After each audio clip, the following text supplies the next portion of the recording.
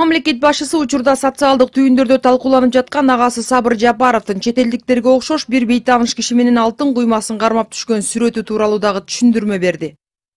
Мага жана менин бир туугандарыма 1 грамм алтындын кереги жок. Алтынсыз эле жашап келгенбиз, алтынсыз деле жашай беребиз.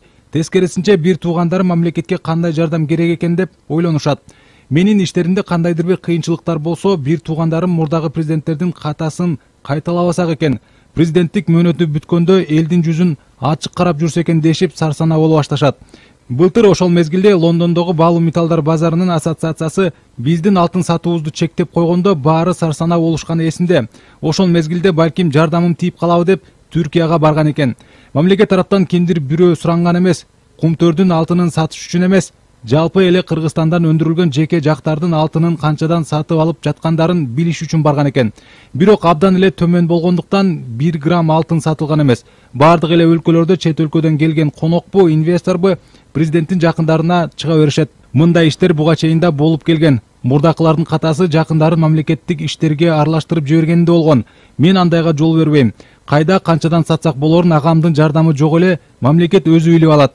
Президент болуп 1 мөөнөт отурамбы, 2 мөөнөт отурамбы, кыскасы мөөнөтүм бүткөндөн кийин жер карабай башты бийик көтөрүп жүргөндөй болуп кетем. Президент кезегинде айрым тараптардын дүйнөлүк биржада Кыргызстан алтынын сата албай калат деп ойлогон ойлору ишке ашпай калгандыгын айтып өттү. Тескерисинче, жыл айланбай эле Лондондогу баалуу металлдар базарынын ассоциациясы менен көйгөй чечилгенин белгилеп, ага чейин алтындар сатылбай чогула бергендигин, Кыргыз алтын аркылуу бир гана улуттук банк сатып алып тургандыгын айтты. Азыр болсо Лондондогу баалуу металлдар базарынын ассоциациясы тарабынан андай чектөөлөр алынып салынган. Буюрса Кыргызстан дүйнөлүк биржада алтынды эң жогорку баа менен сатат. Бул сурооңузга так жооп берип кетейин. Мамлекетке тиешелүү алтындарга менин бир туугандарым эле эмес, мен дагы жол албайм.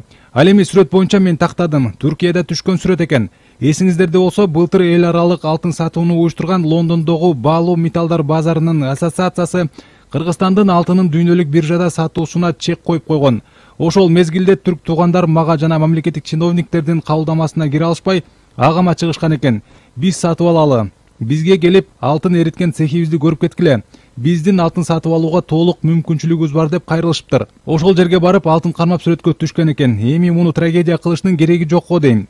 Ансыз деле аларга же башка жеке булактарга 1 граммда алтын сатылган эмес. Түрк туугандардан башка 10 чакты мамлекеттерден жогорудагыдай сунуштар түшкөн. Маектин соңунда мамлекет башчысы Кумтөр жана башка мамлекеттин үлүшү бар алтын кендери жөнүндө дагы маалымат берди. Буга чейин бир дагы алтын кен толугу менен 100% мамлекеттик болбогондугун белгилеп, акыркы 2 жыл аралыгында Кумтөр 100% мамлекетке өтүп, башка кен байлыктарга дагы мамлекеттин үлүшү киргизиле баштагандыгын айтты. Ал ортодо мамлекеттин үлүшү жок алтын кендерге мындан ары таза кирешенин 30% үлүшүн киргизүү боюнча мыйзам кабыл алынган. Мындан ары элдин байлыгын элге иштетүү боюнча иш алып баруу улантылат.